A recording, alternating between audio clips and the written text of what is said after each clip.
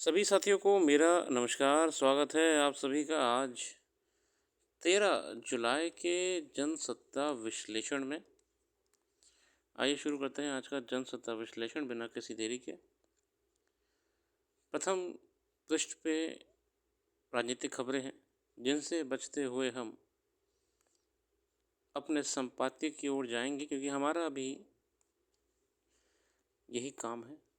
कल्पमेधा में बात करी है, सुबह से शाम तक काम करके आदमी उतना नहीं थकता जितना क्रोध या चिंता से पल भर में थक जाता है।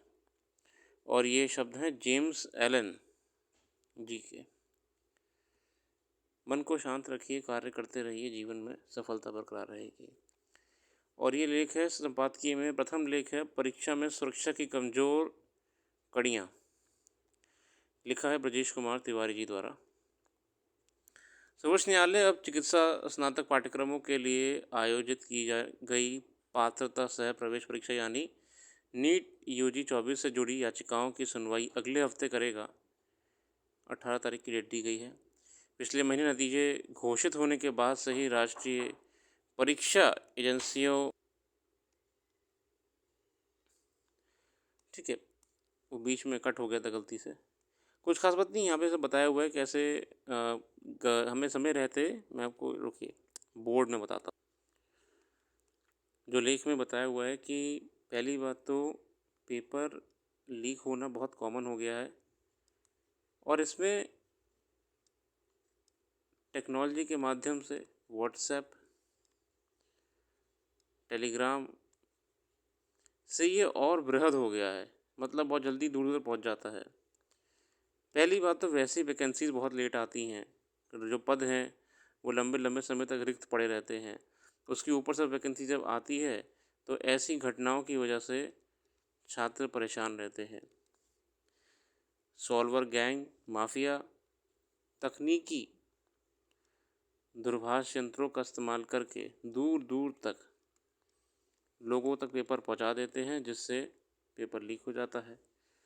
और ये भी लेखक ने हमको ध्यान केंद्रित करते हुए कहा है कि जब जब ऐसे लोगों को जेल भी हो जाती है कड़े प्रावधानों के अंतर्गत, फिर भी ये बाहर आ जाते हैं और फिर से यही काम करते हैं, मतलब कानून का अभी भी उतना सख्ती से पहरा नहीं है। लेखक ने ये भी हमको बताने का प्रयास करा है कि online based examinations, computer based examinations में लीक होने के चांसेस ज़्यादा हैं। वो तो हालांकि पेपर बेस में भी हो ही रहे हैं, मगर इनमें ज़्यादा हैं। तकनीकी फायरवॉल सिक्योरिटी सिस्टम्स को ब्रेक करके या एक्सेस को, जैसे एसएससी में बहुत पहले ये चर्चा में आया था कि कुछ कंप्यूटर सेंटरों ने, जो जहाँ एग्ज़ाम हॉल में कंप्यूटर रखे होते हैं, उसका रिमोट एक्सेस दिया। रिमोट एक्सेस मतलब कि उस कंप्यूटर में जो भी हो रहा है वो एक सॉफ्टवेयर के माध्यम से दूर रखे किसी सॉल्वर के कंप्यूटर पे भी आएगा। मतलब छात्र क्या करेगा? छात्र, मैं कुछ नया ही बना देता हूँ। ये मान लीजिए कि बंदा गया कंप्यूटर लैब में जहाँ पे उसका एग्ज़ाम सेंटर था, उसने अपना लॉगिन आईडी वगैरह सेट कर दिया। अगर वो माफिया वाली लैब होगी, एग्ज़ाम सेंटर होगा, सब मिले होते हैं, पूरी पूरी सिस्टम बनाया हुआ है, तो वो पहले से ही सिस्टम सेटिंग ऐसी कर देंगे कंप्यूटर में कि उसका रिमोट एक्सेस दूर किसी रखे कंप्यूटर पे होगा। या तो वो कंप्यूटर उसी उसी बिल्डिंग में कहीं ना कहीं होगा, या वो कंप्यूटर जहाँ पे होगा किसी को पता भी नहीं होगा, बहुत दूर कहीं होगा। फिर जैसे ही छात्र अपनी लॉगिन डिटेल्स को एंटर करेगा, ऑटोमेटिकली यहाँ पे लॉगिन हो जाएगी। मतलब अब जो भी इस कंप्यूटर में हो रहा होगा वो इस कंप्यूटर में भी होगा। मतलब कहना क्या चाह रहे हैं? कहना ये चाह रहे हैं कि सॉल्वर यहाँ बैठे बैठे पूरा पेपर आपका सॉल्व कर देगा, वहाँ पेपर आपका सॉल्व हो जाएगा, आपको बस यहाँ पे बैठना है और सोते रहना है, पेपर सबमिट यहीं से हो जाएगा, एवरीथिंग इज डन, और आप भर्ती में उत्तीर्ण हो जाएंगे। ये चल रहा था कंप्यूटर बेस्ड एग्जामिनेशन में स्कैम करने का तरीका। समझे आप? जैसे जैसे प्रतियोगी परीक्षाओं का दौर तेजी से बढ़ा है, अनियमितता की प्रकृति भी बहुत बड़ी हो गई है। भर्ती आयोगों में राजनीतिक संपर्क वाली नियुक्तियों पर पूरी तरह रोक लगाई जाए, ये भी ज़रूरी है। देखिए, जो टेंडर्स वगैरह होते हैं, ये पॉलिटिकल इन्फ्लुएंस्ड होते हैं, उन्हीं लोग को दिए जा रहे हैं जिनका लिंक होता है। इस पे रोक लगानी चाहिए। अधिकतर परीक्षा केंद्र निजी संस्थानों में होते हैं, उनमें से कई मानक के अनुरूप नहीं हैं। सार्वजनिक परीक्षा अधिनियम 2024 में कई खामियां हैं, जिसमें तत्काल सुधार की आवश्यकता है। ये सन बेसिकली नया कानून लाया गया था, जिससे ये चीटिंग, नकल वगैरह को अपराध घोषित करके जेल में डाला जाएगा। तो सार्वजनिक परीक्षा के पर्चाफोड़ का एक अपराध बड़े पैमाने पर जनता को प्रभावित करता है। इस कानून में बहुत सी खामियां निकल के आ रही हैं।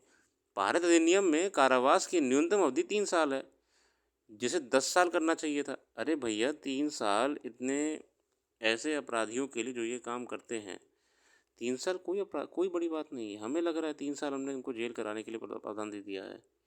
पेपर लीक कराने पे तो उम्र कैद और मिनिमम 10 साल होनी चाहिए। 14-15 साल से पहले निकले ही ना बंदा बाहर। और मैं तो कहता हूँ कि ये तो बहुत ही सीरियस फाइन्स लेने चाहिए इनसे, और साथ ही इनकी जेल टर्म बहुत बड़ा देना चाहिए, क्योंकि ये किसी का करियर बर्बाद कर रहे हैं। 3 साल क्या होता है? 3 साल तो नॉर्मल केसेस में निकल आते हैं, बरी हो जाएगा। वहीं निर्धारित सज़ा की राशि अपराध की गंभीरता के अनुरूप नहीं है। इसमें समयबद्ध जांच का कोई प्रावधान नहीं है। अधिनियम के तहत किसी अपराध के लिए जुर्माना अदा न करने की स्थिति में कारावास की अतिरिक्त सज़ा के साथ साथ अपराधी की संपत्ति जब्त करने का प्रावधान भी शामिल किया जाना चाहिए था।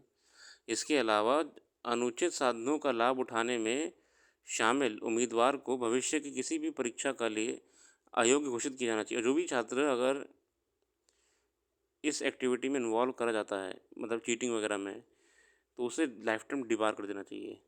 सरकारी विभागों में नौकरी पाने के लिए छात्र कमर तोड़ मेहनत करते हैं, मगर ईमानदारी से प्रतियोगी परीक्षाओं की तैयारी करने वाले छात्रों का हौसला बाहर रहा है। आज उनके अंदर निराशा है और इससे इनके परिवार का मनोबल भी टूट रहा है।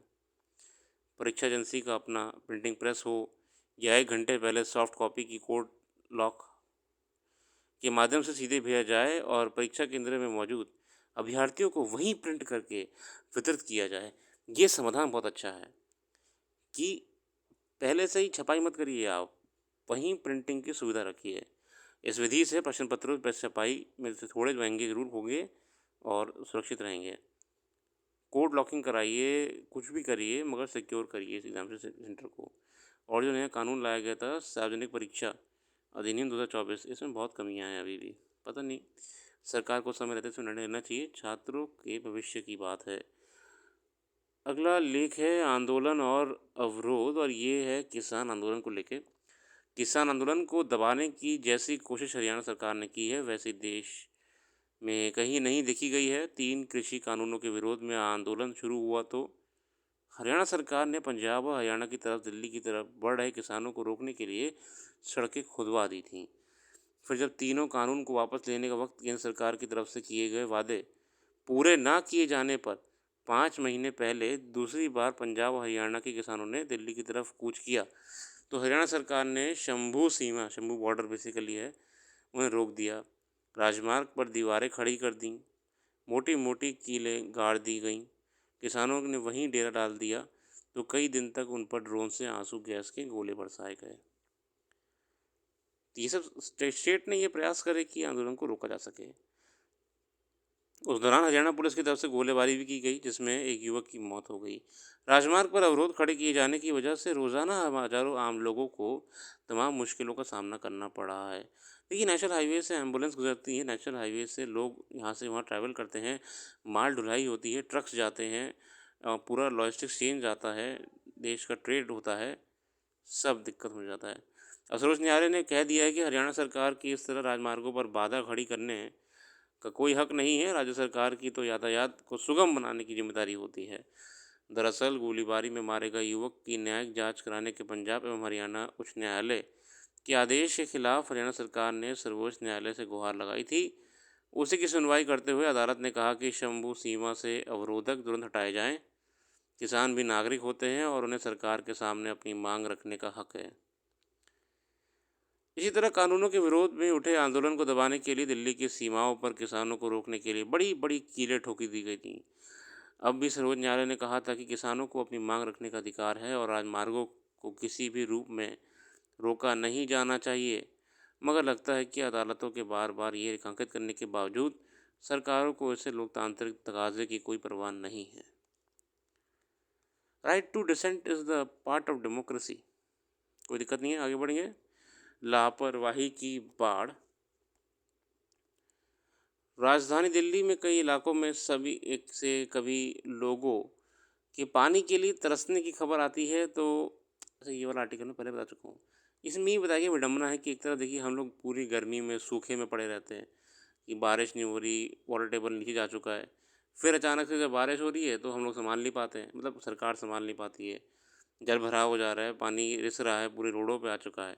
इसको लेके अगर आप वीडियो देखिएगा, मैं तो बता चुका हूँ डिटेल में। मेरे ख्याल से 11 10 13 है, 13 12 शायद 11 वाली वीडियो है, जिसे मैंने इसके बारे में पूरी डिटेल में बताया हुआ है। अब वो पढ़िएगा। और इसके अलावा ऐसा कुछ विशेष नहीं है, बाकी आप भी अखबार का अध्ययन करिएगा। और जो भी करंट अफेयर्स यहाँ पे छूट गई होगी मैं वेबसाइट पे कर दूंगा। पेपर बहुत अच्छा है। मैं आज भी कहता हूँ कि जनसत्ता की जो क्वालिटी है आर्टिकल्स की और जो न्यूज़ का कंटेंट है वो बहुत ऊपर है, कई हिंदी अखबारों से बहुत ऊपर है। आज के लिए इतने रखते हैं। अपना कीमती समय देने के लिए बहुत बहुत धन्यवाद। आपका दिन शुभ हो।